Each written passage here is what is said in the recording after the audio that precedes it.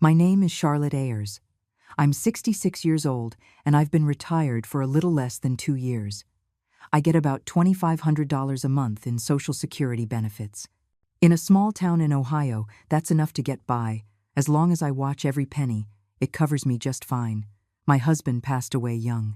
After my son, Benjamin, got married, I've been on my own, living alone in this old house, keeping it warm with memories. At my age, isn't that what life is supposed to be about? Family gathered, laughter echoing through the halls. With Christmas just around the corner, Benjamin called to say he wanted me to spend the holidays with them this year. In that moment, my heart lit up like someone had handed me a steaming mug of hot chocolate in the dead of winter, filling me with a warmth so deep it reached right down to my bones. As soon as we hung up, I got right to work. I pulled an old suitcase from the back of the closet and wiped it down again and again until it was clean enough to catch a faint reflection. The new sweater I had been saving for the holidays was already neatly folded, waiting. One by one, I packed it along with a few other things: the smoked sausage rolls Benjamin adored as a boy, Amanda's favorite local honey, and a few homemade jams carefully, making sure not to forget a thing.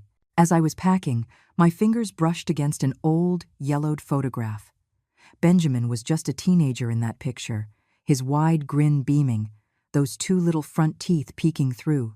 Beside him stood a younger me, hair thick and black, a confident smile on my face, eyes brimming with a fierce, unwavering hope for life.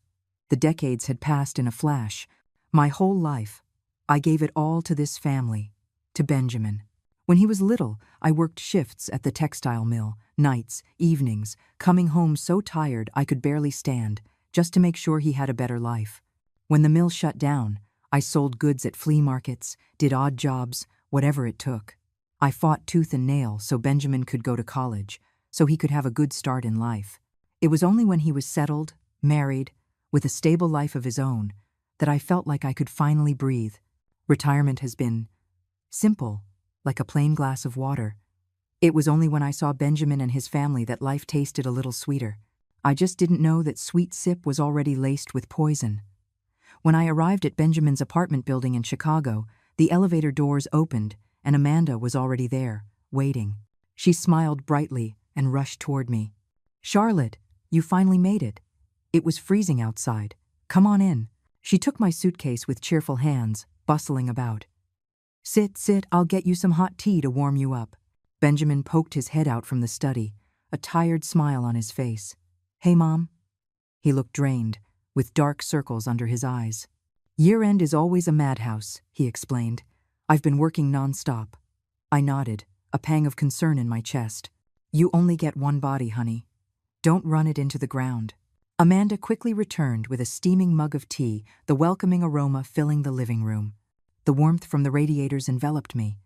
It was a world away from the chill of my own little house. Amanda tucked my suitcase into the guest room and hurried to start dinner.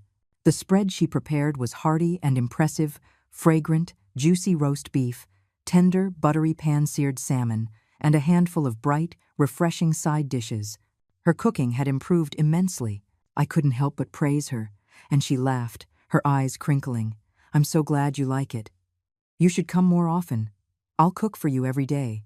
But for all her easy smiles, there was something a little too polished, a little too eager. She kept piling food onto my plate, pampering me with an almost flawless care, like a new jacket that doesn't quite sit right on the shoulders close, but not quite right. Meanwhile, Benjamin shoveled food down thoughtlessly, his eyes darting to his phone again and again, as if something was pulling at him. The table felt alive on the surface, but underneath, it was like a sliver of bone caught in my throat, impossible to swallow, impossible to spit out. The next morning, Amanda's parents arrived.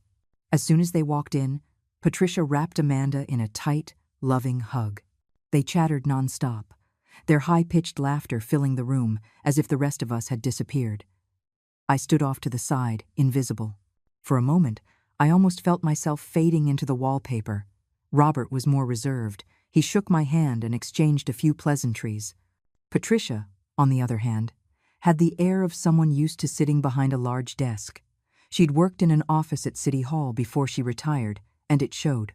She glanced at me sideways, her eyes scanning my worn wool coat, the one I'd had for years, thick and sturdy, warm even if it was a little dated, and she gave a little twitch of her lips that wasn't quite a smile. To her, I must have looked out of place. The coat that had always made me feel prepared, even proud, now suddenly felt thin and tired under her gaze. Dinner that night was laced with a subtle tension.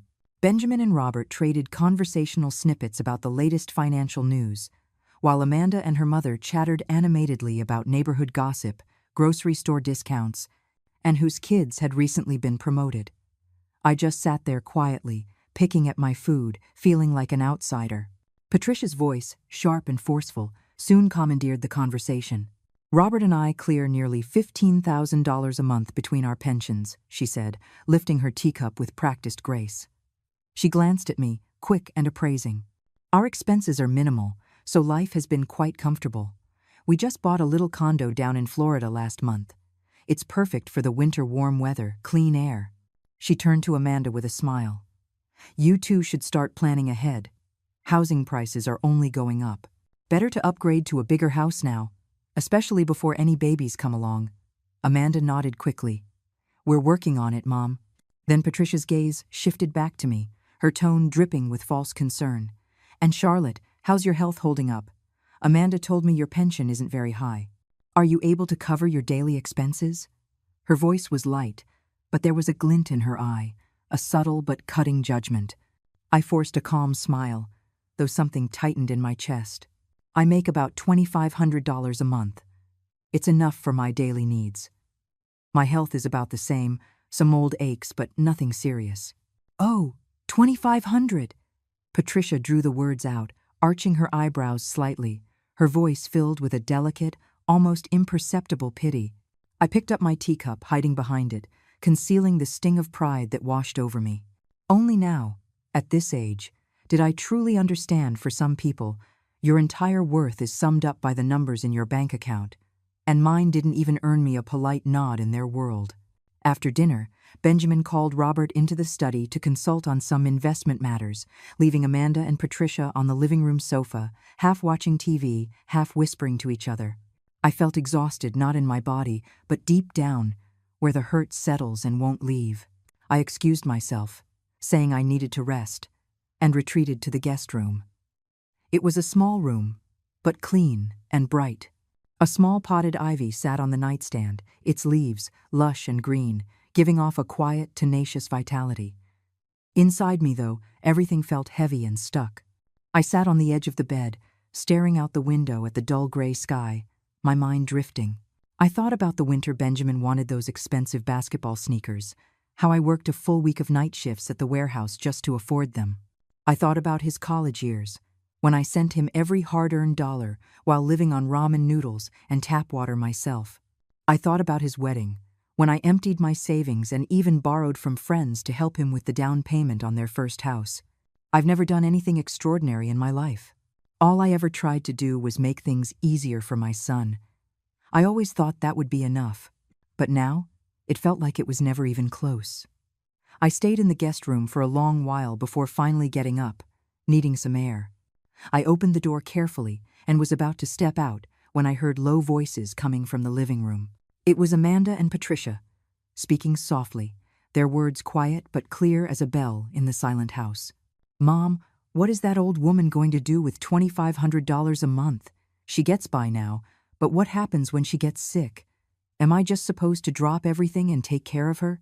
Amanda's voice, tinged with a barely concealed irritation, struck me like a hammer blow. My foot froze mid-step, pinned to the floor by an invisible force. "Exactly. I warned you," Patricia said coolly, her voice sharp and precise. "That measly pension of hers barely covers her expenses. If she gets sick, she'll be a burden on you." I held my breath, my palms slick with a cold sweat. I tried to retreat silently, but their words clawed at my ears, refusing to let go. "What's the point of keeping her around?" Amanda muttered, a low, bitter whisper that cut me to the core. $2,500 a month wouldn't even cover a halfway decent home care nurse. "That's why," Patricia said with a terrifying calm, "you need to get the house sorted out while she's still clear-headed. Get her to sign it over to you and Benjamin before it's too late." "The house?" Amanda sounded hesitant, but there was a greedier tone underneath. That house is old, but it's in a good location. We could probably sell it for 300, maybe 400,000. Exactly, Patricia pressed, her voice seasoned with a cold calculus. You need to get it in your hands. Otherwise, if she loses her mind and leaves it to someone else, you'll have no one to blame but yourself. And besides, Amanda added softly, she's been coughing a lot lately, and she looks pretty pale too. Who knows how much longer she'll hold on? Those words sliced through my heart like a blade, sharp and merciless. I felt the blood in my veins turn to ice. My limbs froze. Even breathing hurt. A pain, a rage, and a deep, gut-wrenching sense of betrayal washed over me, drowning me completely. I always thought that Amanda, despite her little moments of pettiness, at least respected me as her mother-in-law. I never realized that to her, I was just a negligible burden, an aging liability to be managed, perhaps even discarded when I became too heavy. All those smiles, the warm welcomes, the carefully prepared meals. It was all a performance. And now I had seen the script before the final act. I bit my lip so hard I could taste blood. Tears burned at the corners of my eyes, but I held them back. I couldn't fall apart here. I couldn't let them see me break. I backed into the guest room, moving like a defeated soldier, retreating from the battlefield. My chest felt torn open, but deep inside, a painful clarity took hold. I couldn't stay here another minute. This home, with its hot tea and cozy rooms, had become a gilded cage. Without hesitation, I yanked open my suitcase and started throwing my things back inside, one by one. My movements were cold and mechanical, as if I were burying the last shreds of my dignity. The new wool coat I'd bought for the holidays. The smoked sausage rolls I'd spent days preparing. The jar of homemade jam I'd wrapped so carefully. It all felt like a cruel joke now, mocking my foolish hopes. I fumbled for a pen on the nightstand and, with trembling hands, scribbled a short note. Our neighbor, Ellen, had an emergency. I went over to help. Don't worry. The handwriting was crooked and messy, a mirror of the chaos raging inside me. I took a deep breath, grabbed my suitcase, and quietly opened the door. In the living room, the television was still droning on. Amanda and Patricia were deep in conversation, laughing softly, oblivious to everything. Head down, I made my way to the door, slipped on my shoes, and silently opened the front door. In less than 30 seconds, I was outside. The wind hit my face, raw and biting, but no amount of winter air could match the chill that had already settled deep inside me. I didn't look back. I gripped the handle of my suitcase and just kept walking, one step after another, into the night. When I got back to my little house, the sky was already pitch black. I didn't bother turning on the lights. Fumbling in the dark, I made my way to the sofa and collapsed onto it, my body heavy and limp. The suitcase was abandoned by the door, slumped against the wall like a stray dog no one wanted. The house was eerily silent, broken only by the occasional sweep of headlights across the windows, casting fleeting, pale shadows across the room. In the darkness, I could hear my own heart beating.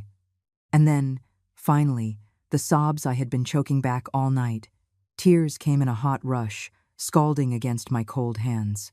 For the first time in my life, I felt completely alone, utterly abandoned. The family I thought I could lean on, the bond I had spent a lifetime building. It had all been constructed on the flimsy foundation of money and convenience. In their eyes, I wasn't even worth that. Just an old woman with a measly $2,500 pension, a future burden to be gotten rid of as quickly and quietly as possible. I don't know how long I cried. Long enough for my tears to run dry? Long enough for my heart to turn cold? No, I wasn't going to resign myself to this. I couldn't. For once in my life, I needed to live for myself. Slowly, I lifted my head and stared into the endless black of the night beyond my window. Maybe overhearing their conversation wasn't an accident. Maybe it was the universe giving me one last wake-up call. It was time. Time to reevaluate my life.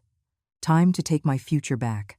I fumbled for the lamp beside the sofa and flicked it on. The light wasn't strong, but it pushed back the darkness, illuminating the room, and deep inside me, a tiny, stubborn light flickered back to life. The next morning, my phone rang. It was Benjamin. His name glowed on the screen, familiar and heavy. I hesitated for a moment before answering. "Mom, why did you leave so suddenly?" Benjamin's voice was thick with concern and confusion. "Amanda said you left a note about an emergency with your neighbor, Ellen." I cleared my throat, steadying my voice. "Yes. Ellen's husband had a sudden heart attack.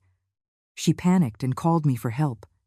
It was a lie, and it sat like a stone in my chest, heavy and suffocating." "Oh, is everything okay now?" Benjamin asked. "Yes, it's fine now. They got him to the hospital." I continued the lie, a bitter taste rising in my throat. "Good, good.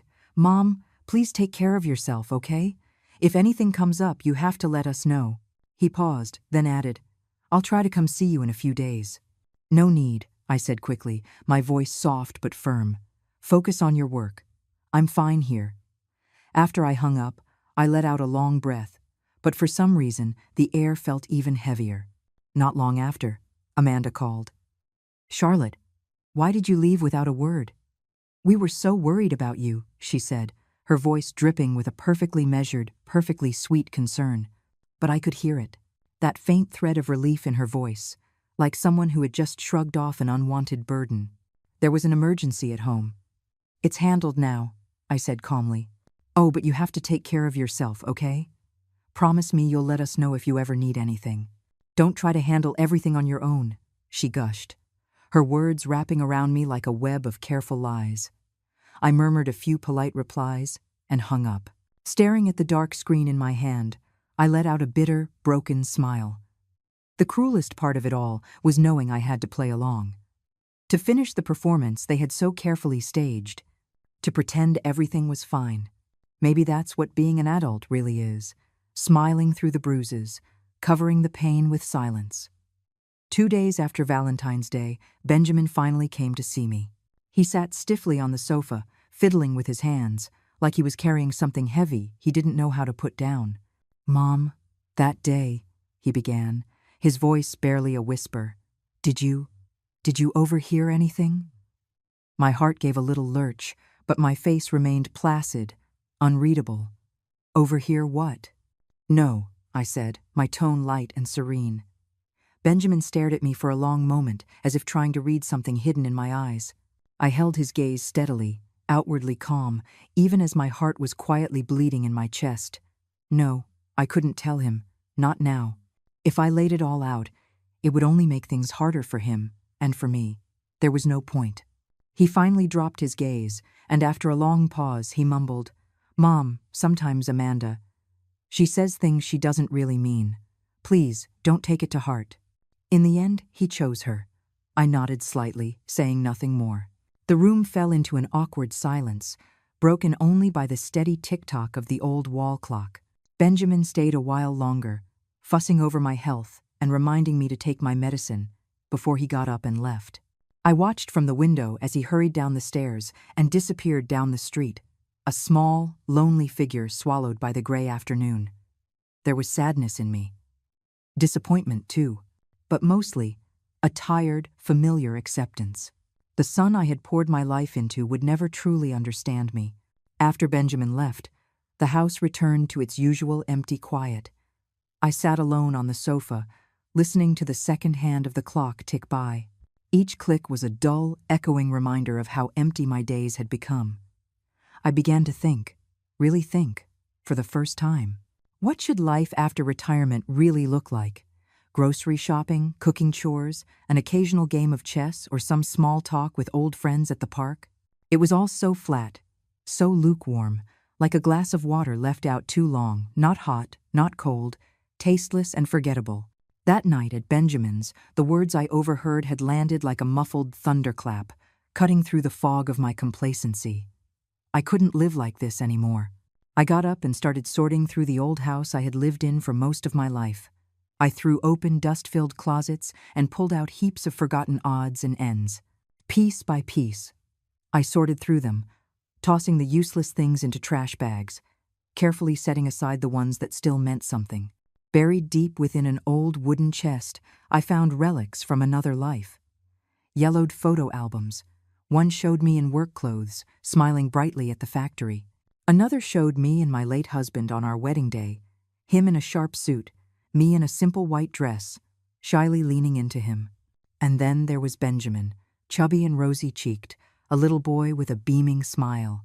Tucked between the photos were certificates I hadn't seen in decades. Outstanding worker, senior technician, and then a faded, old membership card for the local photography club. I picked it up and gently blew the dust off, running my fingers over the faded gold lettering. And just like that, the memories came flooding back. As a young woman, I had loved photography. Even when money was tight, I saved for months to buy my first camera, a used Canon AE1. Everywhere I went, the camera went with me. I even joined the City Photography Association, learning the tricks of the trade from seasoned photographers. A few of my photos were even featured in the factory's internal newsletters. But life got busier. Bills needed to be paid, Benjamin needed raising, and slowly, photography faded into the background. The camera was relegated to a corner, forgotten under a layer of dust. Remembering it now, those days spent chasing light through a viewfinder were some of the purest, most authentic moments of my life. Hard, yes, but so real, so full. I carefully set the old membership card down and felt a surge of something I hadn't felt in years. A spark of excitement. Why couldn't I pick it back up? I still had time. I still had the strength. I refused to let the rest of my life play out in muted silence, unnoticed by anyone. I rummaged through the closet and, after a bit of digging, I finally unearthed my old Canon camera. I wiped it down with trembling hands, clearing the dust from its body. It was old, a relic, but it was still whole, still beautiful. In that moment, I made a decision. I would enroll in a photography course at the local community college. I would start over, on the right foot this time. My biggest enemy wasn't sickness. It wasn't loneliness. It was surrender. And I was done surrendering. The next day, dressed in a clean, neatly pressed sweater, I walked into the admissions office at the local community college. The admissions officer was kind and patient, helping me enroll in an introductory photography class. Seeing the words Photography 101 printed at the top of the registration form made my heart pound with a mix of nerves and excitement, just like the first time I ever collected a paycheck. Clutching my brand new student ID, I walked out of the building into a sunny afternoon. The light felt like a blessing on my shoulders. In that moment, I could almost see the woman I was in my 20s, camera in hand, eyes wide open to the world. Life at the community college turned out to be even more enriching than I had imagined. Most of my classmates were retirees like me, rediscovering parts of themselves they had left behind. They were full of laughter, easy conversation, and stories that tumbled out of them a mile a minute. Our instructor, Mr. Peterson, was a retired news photographer with a sharp wit and a bottomless well of stories. Every lesson was packed with humor and wisdom, and even his smallest anecdotes had us roaring with laughter. I threw myself into learning. And before long, I found a group of kindred spirits. There was Marta, a former architect, whose photographs of building structures were breathtaking. Tom, a retired philosophy professor who had a passion for capturing street life and candid human moments. And Linda, a bubbly soul whose photos were always bursting with flowers and blue skies. We clicked right away and formed our own little photography group, giving it a funny name, the Golden Lens Club. Every weekend, we would go on photo walks together. My old Canon was clunky compared to everyone's modern gear, but the black and white images it produced had a depth and a soul that no new technology could replicate. Later, encouraged by Mr. Peterson, I saved up a few months of my pension and bought a beginner's DSLR camera. I started learning post-processing techniques, diving into the world of light adjustments, cropping, and color grading. Suddenly, my days were filled with purpose and joy, studying the light, framing shots, tweaking camera settings, perfecting the vibrancy of a photo. I felt like I had traveled back to a time when I was strong, alive, and full of energy. Where time once trickled by like a dripping faucet, now I found myself wishing each day had 30 hours instead of 24. Not long after, the community center announced a photography exhibition titled Living Our Best Lives. Our Golden Lens Club submitted a few pieces. To my astonishment, one of my photos, Sunset on Main Street, second place. The photo captured a quiet small-town street, bathed in a golden twilight, with an old man sitting peacefully on his porch, a pipe between his teeth, completely at ease with the world. That old man was Walter, Ellen's husband, sitting right outside their house on Main Street. After the exhibition, the local newspaper even ran a feature on me, complete with a picture and a headline that read, "Retired factory worker rediscovers passion through the lens." Holding that newspaper in my hands, seeing my name and my picture in print, a deep, indescribable pride welled up inside me. It turns out there are countless ways to live out old age. Just like in photography, change your perspective, and the whole picture transforms. I was no longer anyone's burden, anyone's afterthought. I was the protagonist of my own life.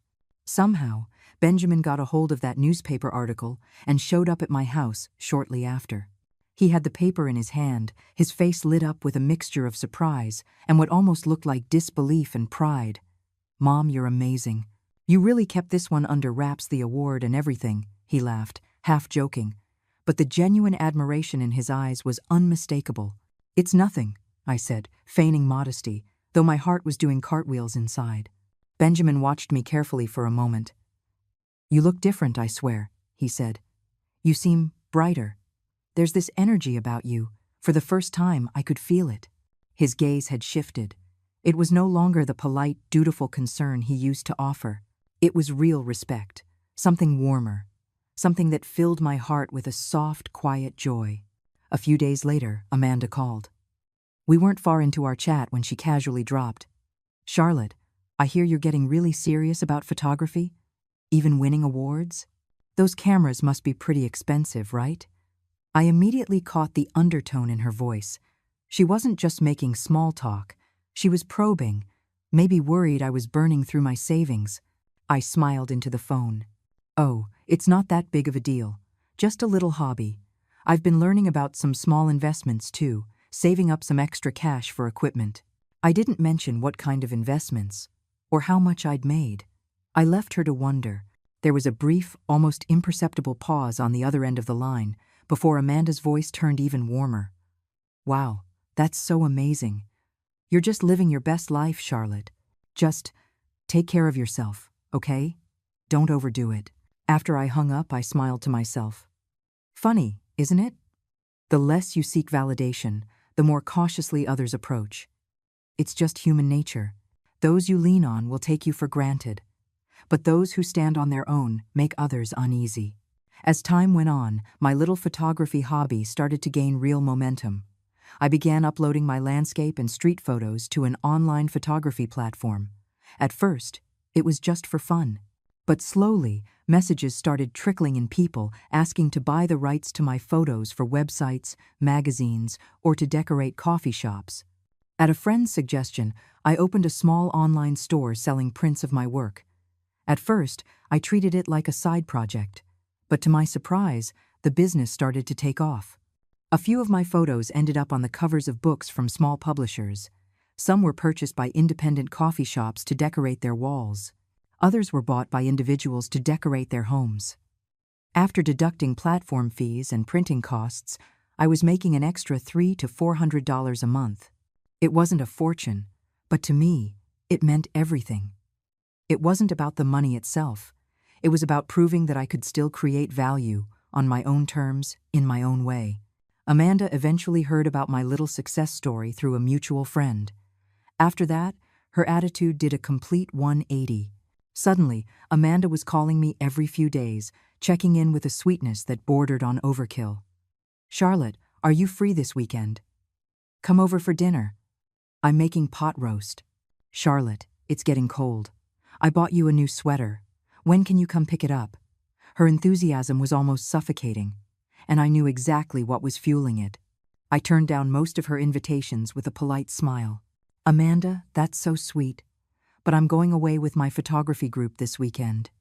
I don't really need a new sweater. Maybe you could give it to your mom." "Thanks for thinking of me, though. I've been pretty busy lately, but I'm taking good care of myself."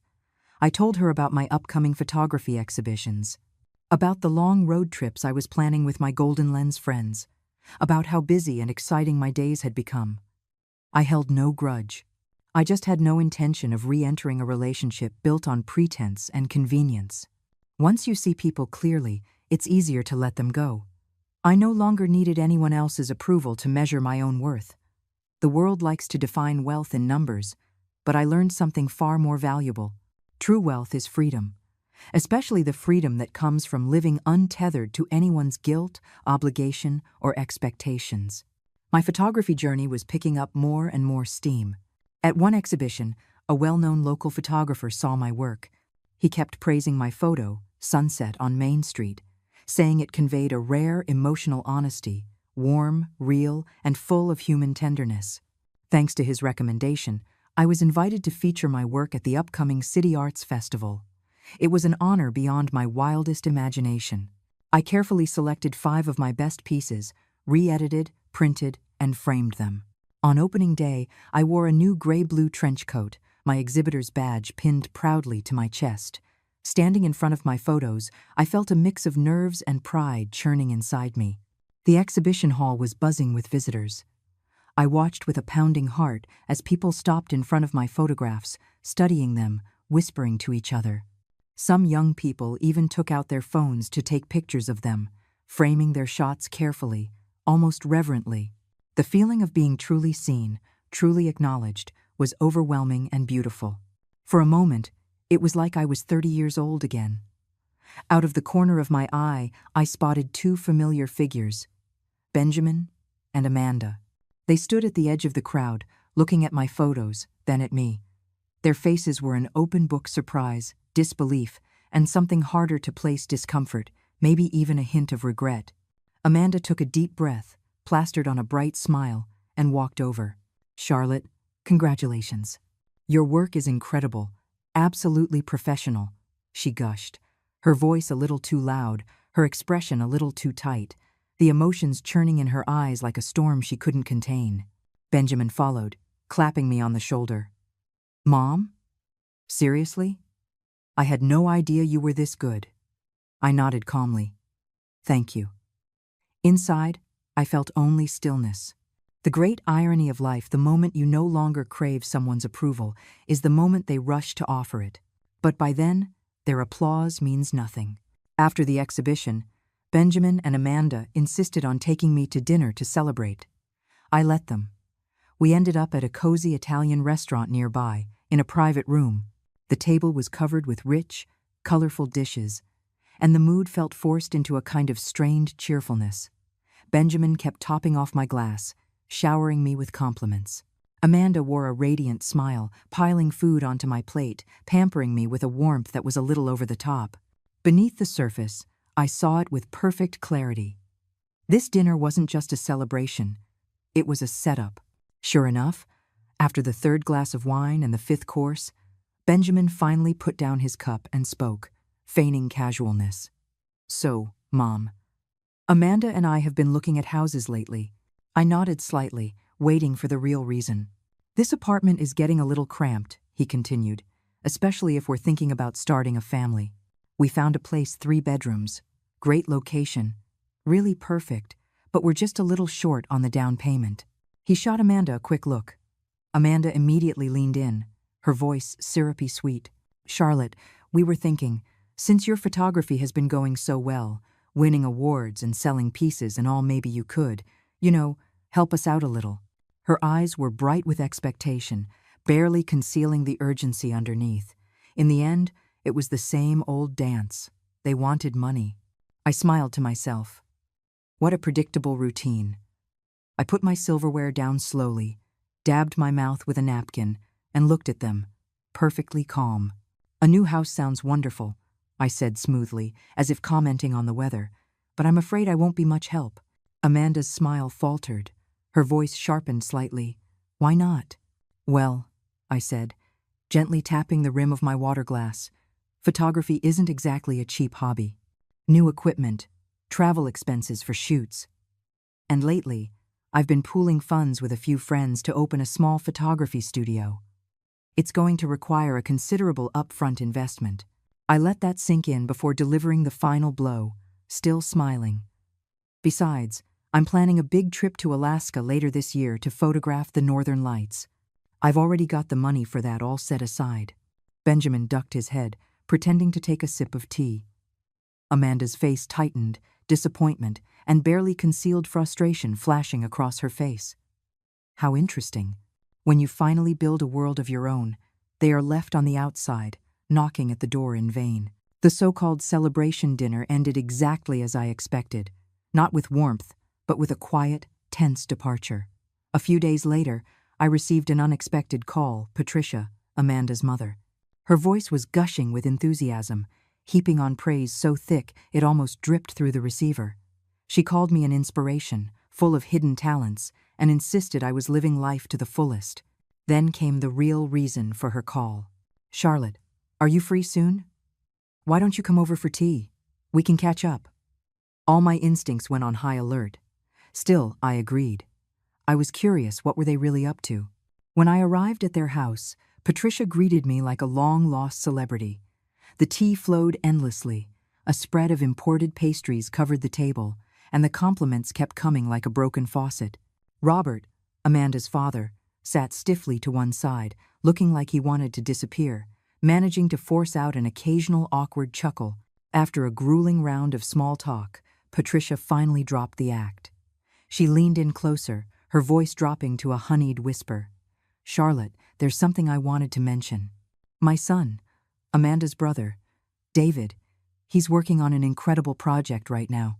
Huge potential. It's really big." She lowered her voice even more. "He just needs a little startup capital." I smiled coolly to myself. There it was. Finally, Patricia pressed on, her voice syrupy and insistent. "I mean, I know you have a good eye for investments lately, and with your photography sales going so well, why not get in on it? It wouldn't take much, maybe 100,000. There will be dividends by the end of the year, much easier than earning it one photo at a time." The glint in her eyes was unmistakable. She wasn't seeing me anymore. She was seeing a walking, talking ATM. I lifted my teacup, blew gently on the rim, and said slowly, "Patricia, thank you so much for thinking of me, but I'm afraid I can't help." Her smile froze. "Why not?" she asked, struggling to keep her tone light. "To be honest," I said, setting my cup down carefully, my expression as serious as hers was fake, "I just partnered with some friends to open a photography studio. I'm pretty much tapped out. At this point, I couldn't squeeze out a single dime if I tried." "A photography studio?" Patricia blinked, clearly not expecting that. "That's right," I said with a bright smile. "We're just getting started, up to our eyeballs in it." Her expression soured slightly, but she forced another brittle smile, and the topic was dropped. People reveal their true selves when they think you have something they need. When you're down and out, they ignore you. When you shine, they rush to place a crown on your head. This kind of cheap affection? I had long since learned to smile and politely decline. As for my little studio, it was barely up and running, but we had already landed our first big contract. A travel company fell in love with our photography style and hired us to shoot a promotional campaign for their new Northern Lights tour in Alaska. When the contract was signed and the advance payment hit the account, the whole office erupted like it was Christmas morning. It wasn't just a job. It was a dream I had shelved decades ago, finally coming true. I threw myself into preparations with the excitement of a kid before a school field trip. Researching weather patterns, upgrading gear, cleaning lenses, it was a beautiful frenzy. When Benjamin heard I was going to Alaska for a whole month, he called immediately. "Mom, Alaska? For a month? Are you serious? At your age? It's freezing up there. Are you sure you can handle it?" His voice was laced with concern, but underneath it, there was something else, something harder, sharper. "I'm great," I laughed. "I'll be with the whole team. We'll look out for each other. But a whole month? You're the backbone of that studio, and, all the travel expenses must cost a fortune?" There it was, the real concern. He was afraid I was investing too much in myself. Cutting off the backup plan he had quietly kept in his back pocket. I sighed inwardly, but kept my voice cheerful. "Sure, it's expensive, but this time, the travel agency is footing the bill. As for the studio, Tom and Linda can handle everything while I'm away. Mom, maybe you should think about it a little more. No need. I cut him off gently. The ticket's already booked. I spent my youth tied down by mortgages, tuition fees, and endless responsibilities. Now, it's my turn. I'm not missing another horizon. Hassan was silent on the other end of the line. In our youth, survival was the priority, crushed by loans and obligations we never questioned. But as I got older, I learned the real lesson. Freedom isn't something you are given. It is something you earn, step by step, through effort and deliberation. Alaska turned out to be even more breathtaking than I ever imagined. The auroras danced across the night sky, spilling waves of light like an artist casting entire galaxies onto a canvas. We, a motley crew of veteran photographers, hauled our heavy gear out into sub-zero nights, trudging over frozen ground to capture every fleeting miracle of color. It was exhausting, cold, and grueling work, but my heart hadn't felt so alive in years. It was pure, unfiltered joy. Over the course of a month, not only did we complete the shoot successfully, but our little studio also earned its first substantial paycheck. And most importantly, on this trip, I met someone who would change my life. Her name was Emily Sanchez. She was 2 years younger than me and also a solo traveler chasing the northern lights. We met by chance at a small outdoor market in a quiet town. A conversation sparked, and before long, we realized we had much more in common than just photography. Emily had been a community college professor before she retired. Her husband had passed away a few years ago, and her children had scattered to other states. Now she lived alone, independent, vibrant, and full of stories. We talked about photography, travel, life, and somewhere in the second half of the trip, we became inseparable, taking pictures of each other, sharing meals, looking out for one another. With Emily, everything felt easy and light. There were no ulterior motives, no obligations, just a simple, genuine friendship. As the trip ended, she gave me a tight hug and smiled. "Charlotte, meeting you has been the best part of this whole adventure. When you're all recovered, next stop Iceland?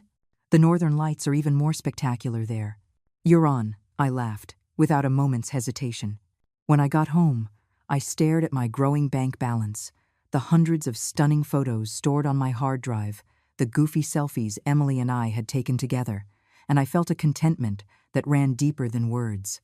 It turned out, life after 60 could be even more exciting than the years before it, especially when you finally stopped wasting time on people and things that didn't deserve you. Emily and I stayed in close touch, trading photos, sharing editing tips, and planning our Icelandic adventure. It felt like life was finally moving forward. I was finally moving forward. But life, unpredictable as ever, threw me a curveball. One morning, while browsing for new gear online, a sudden dizziness washed over me. I felt a numbness down my right side. My words started to slur. My heart sank. I dialed 911 immediately. At the hospital, they confirmed it a mild stroke. Luckily, I got help fast enough to avoid major damage, but the doctors insisted I stay for observation for at least a week. Lying in that sterile hospital bed, under bright fluorescent lights with the antiseptic stench thick in the air, a profound sadness washed over me. Iceland would have to wait. Emily visited almost daily. She brought homemade soup, the latest photography magazines, and a warmth that cut through the chill of the hospital walls. She even helped out at the studio, making sure everything was running smoothly.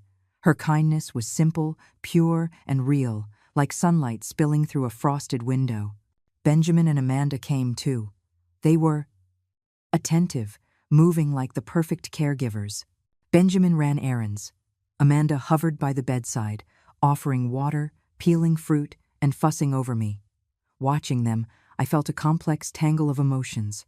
I knew deep down how much of their concern was genuine, and how much was pure performance. A week later, I was discharged. The doctors advised me to take it easy, eat carefully, and avoid stress. The day I got home, Amanda made her move. "Charlotte," she said brightly, "since you're just out of the hospital, we're so worried about you being alone. Why don't you come live with us? We can take proper care of you." Her eyes shone with what she clearly thought was convincing sincerity, but I could smell the real motive, sharp and bitter underneath all the sweetness. Real care has no strings attached. Calculated filial piety always stinks. I leaned back on the sofa, cradling the mug of soup Emily had brought me, letting its warmth seep through my fingers and into my heart. "Thank you, Amanda," I said with a kind, firm smile. "But there's no need. I'm recovering well. I'm used to living alone, and I enjoy my freedom." I paused, then added casually, "Besides, Emily lives just a few blocks away. She can pop over if I ever need anything." I watched the flicker in Amanda's face, the smile that tightened just a little too quickly, the tiny glint of something sharp in her eyes. But she recovered fast, pulling the mask of the concerned daughter-in-law back on. Of course. It's just, accidents happen. We just want to be prepared." She hesitated for a moment, then lobbed the real bombshell, her voice light as a feather, almost offhand. "Charlotte, maybe it's time to think about getting a will drawn up? Not for any bad reason, of course, just for security. It's better to have everything in order than to deal with trouble later, right?" There it was.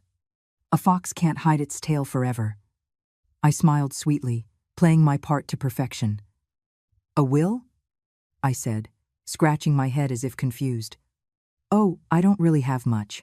Just this old house and a small pension. Enough to get by." Then I added breezily, "And my hands are so full right now, the studio keeps me busy. Maybe when things quiet down a bit, I'll think about it." Amanda's eyes darkened for just an instant, a flash of raw frustration she couldn't hide, before she plastered that sweet smile back on her face. Sometimes, playing dumb is the sharpest armor an old woman can wear. After the hospital stay, Amanda's attentiveness became almost comical. She used to call occasionally, but now she was at my house every other day, laden with organic fruits, supplements, and a syrupy sweet smile. "Charlotte, how have you been feeling lately? If you need anything at all, just say the word." She was warmer than any daughter, but her eyes wouldn't stop roaming, scanning my living room, lingering on the shelves, the desk, the drawers, and her casual conversation was anything but. "Charlotte, your photography studio is doing so well, isn't it? What kind of big projects are you working on? Emily, she lives alone too, right? Do you two see each other a lot? Charlotte, it might be time to renovate this place. Imagine how great it would look with a modern touch." Every question was dipped in honey, but it carried a fine, sharp probe just beneath the surface. I knew exactly what she was doing. Still, I smiled politely, kept my tone light, and gave her nothing. But then, one afternoon, everything changed. I had gone to take a shower. Since I was still recovering, I moved slowly, taking my time. When I came out, a towel over my shoulders, I passed by the study, and through the half-open door, I saw her. Amanda, standing by my desk, rifling through papers with the focus of a thief. I crept closer, my heart pounding. She was holding my bank statements and my insurance policies. For a second, the world tilted. The chill that ran through me was more intense than any Alaskan wind had ever thrown at me. She had waited until I was vulnerable, literally bare and defenseless, and started snooping through my private documents. The rage that surged in me almost exploded right then and there. But I forced myself to stop. Not yet. Not now. If I confronted her, I'd lose the upper hand. Better to play it smarter.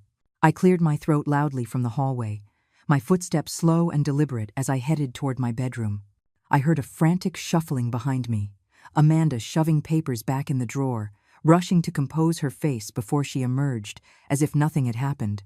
"Charlotte, all done?" I didn't hear the water stop, just thought I'd peek in while I was waiting. That smile, that sick, fake smile. It wasn't strangers you had to fear. It was the ones who wrapped their greed in the language of family.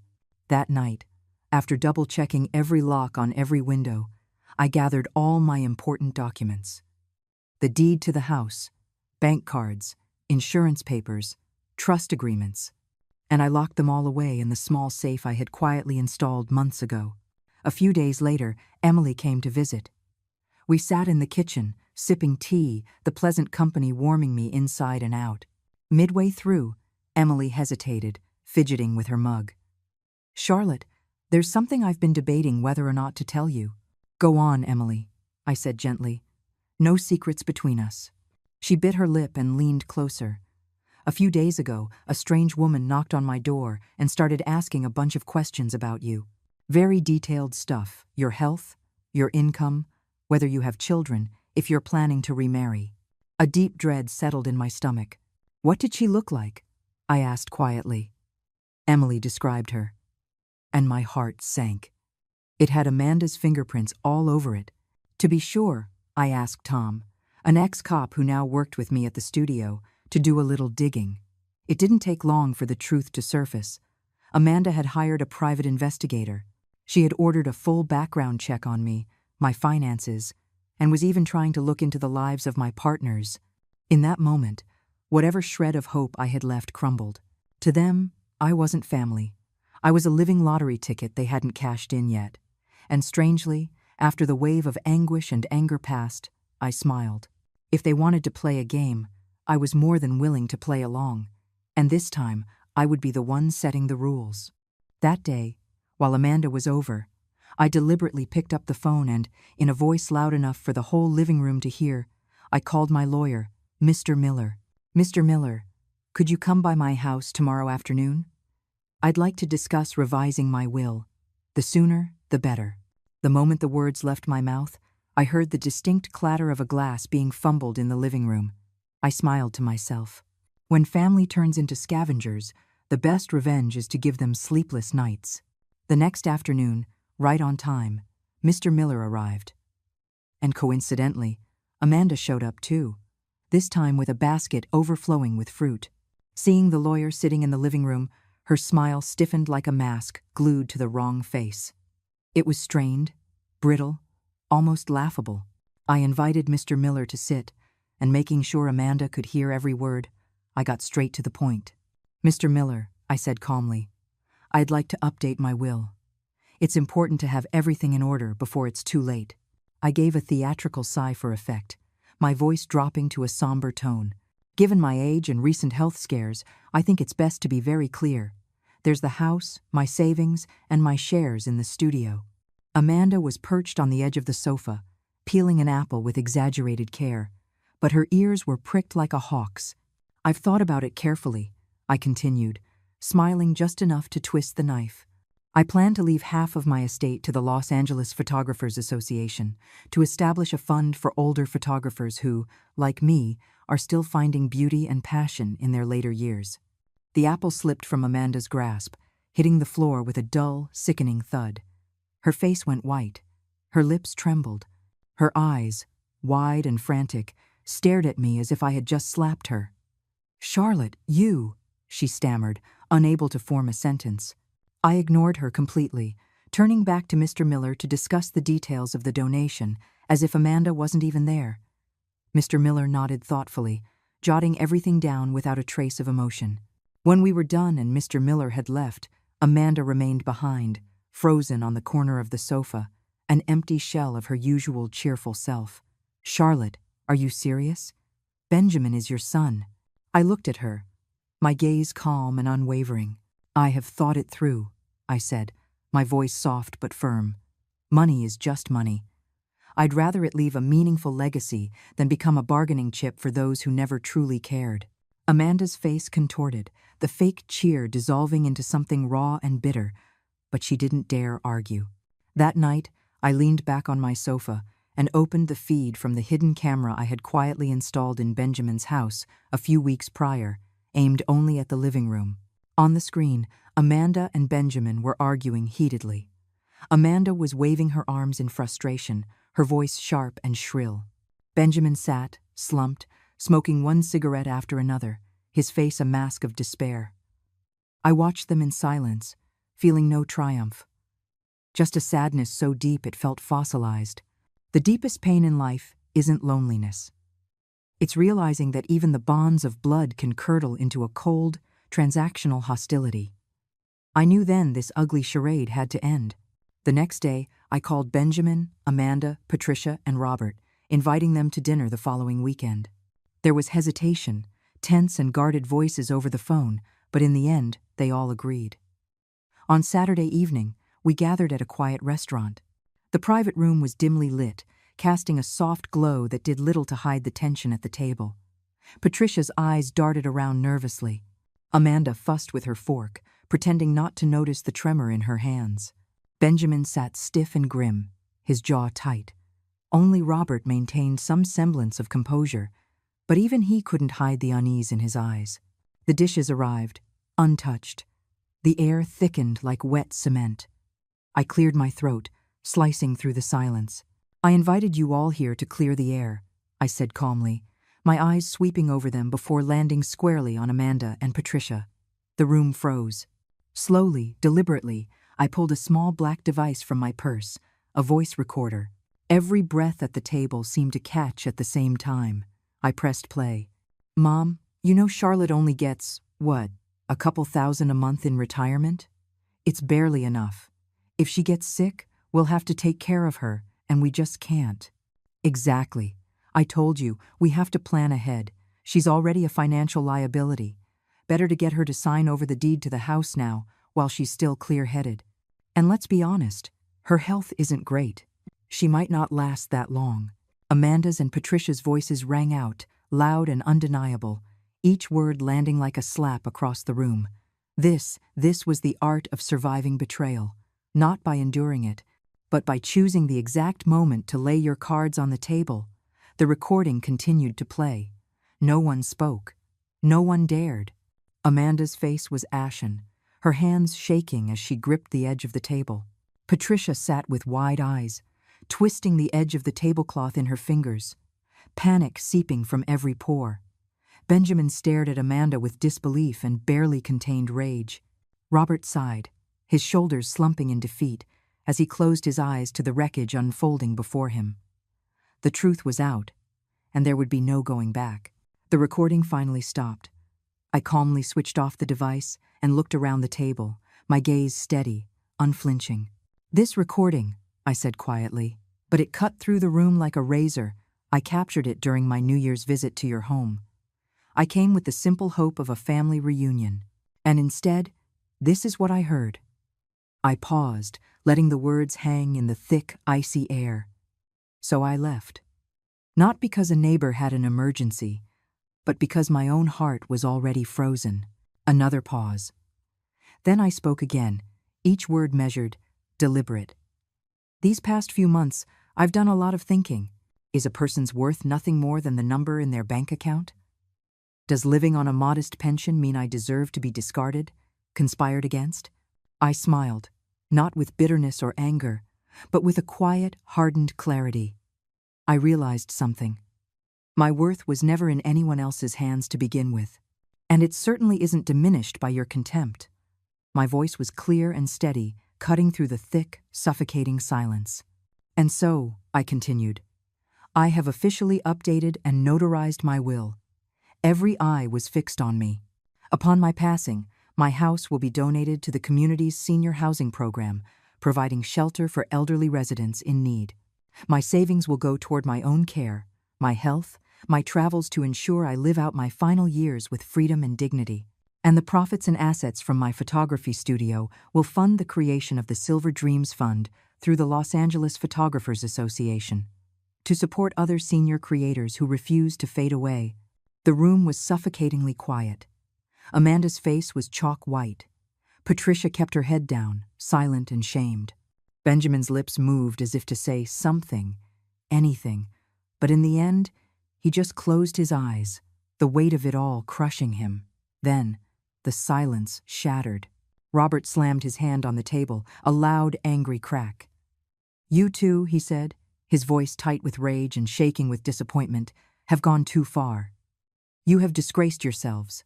He turned to me, his voice breaking, and gave a deep bow from his seat. "Charlotte, I am sorry. I am so sorry. I should have done more. I should have stopped this. Please, forgive us." Benjamin finally broke. He grabbed my hand, sobbing openly, completely undone. "Mom, I'm sorry. I am so sorry. Please, give me another chance." Amanda sat frozen, her head bowed, a lifeless sculpture of regret. I sat still, looking at them, not with triumph or vengeance, but with a deep, heart-wrenching sadness. The most fragile thing in the world isn't glass. It's family love, subjected to the crushing weight of greed. I turned to Benjamin, my voice soft but unmoving. "Benjamin, don't cry." He looked up at me, his face wet with tears. "Mother and son, we are blood. That is inseparable," I spoke softly. "But from today on, we live separate lives. I no longer require your love or your respect, and I will not offer you unconditional sacrifice either. We are family, yes, but we are also individuals, standing on our own 2 feet." I let my eyes sweep across the table, lingering briefly on each face before settling into a soft, almost serene smile. In fact, I already have plans for next month. Iceland, Norway. Heading north to chase the aurora, to capture the Arctic light and snow. My new life, I said simply, is just beginning. No one spoke. No one dared. The dinner ended awkwardly, dissolving into silence. Benjamin insisted on driving me home. The whole way back, he gripped the steering wheel tightly, opening his mouth several times but failing to form any words. When we pulled up in front of my house, I reached for the door handle. Before I could get out, he grabbed my arm. "Mom," his voice cracked. Then he threw the car door open, and in an instant, he fell to his knees on the cold driveway. "Mom, please, I'm begging you, give me another chance." Seeing him kneeling there, his shoulders shaking with sobs, something inside me twisted. This was, after all, the child I had raised with my own 2 hands. I stepped toward him slowly, my heart aching, and gently pulled him to his feet.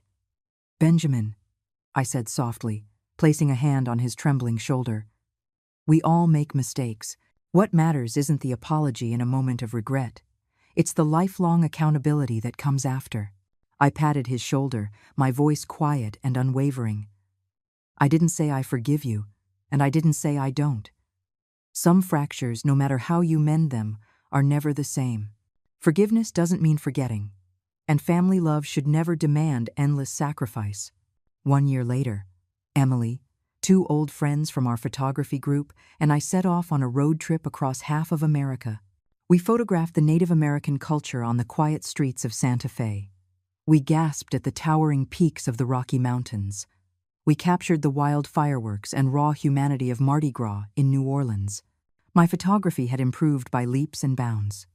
Through my lens, I was no longer just capturing landscapes, but hearts, stories, the simple, wind-beaten faces of everyday life. Our little photography studio had blossomed too, taking on documentary projects and community exhibitions. My retired life was more intense, more free, and more fulfilling than any chapter that had come before it. Sometimes, Benjamin would fly to whatever city I was exploring, just to spend a few days with me. There was more space between us now. But within that space, there was a quiet, genuine respect. He no longer asked about money, no longer hinted at inheritances. He just listened to my travel stories, studied the photographs I brought back, smiled at my stories. As for Amanda, after that dinner, she never appeared before me again. I heard whispers that her marriage to Benjamin had completely unraveled afterward. Endless arguments, rumors of divorce. But that was their journey now, not mine. I had long since moved on. One day, Emily wrote a short article about my story and sent it to a well-known magazine. The title was "From an Invisible Mother to an Infinite Sky." To our surprise, the article created a sensation. Hundreds of letters and messages poured in, people sharing their own struggles, their lost years, their tentative, hopeful new beginnings. The media began to spotlight senior independence, questioning how society could truly offer its elders respect and freedom. And I, a woman who had only wanted to live a quiet life after retirement, found myself, by a strange twist of fate, becoming a small, shining symbol. I would sometimes get letters from other silver-haired wanderers who asked me how to rebuild a life from scratch, how to love themselves again after years of being forgotten. I answered every single one as best I could. I told them, from the depths of my own experience, it's never too late. Your life can always begin again if you are willing. Right now, sunlight is streaming through my window. A mug of hot tea sits by my hand. All around me, the soft chatter of kindred spirits, fellow travelers, fills the air with laughter and light. And in my heart, There is only excitement for the next adventure.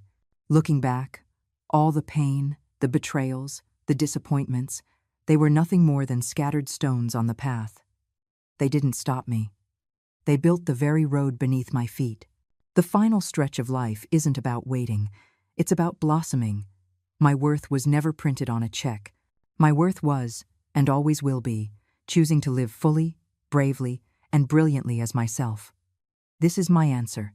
To all those who are still walking this road,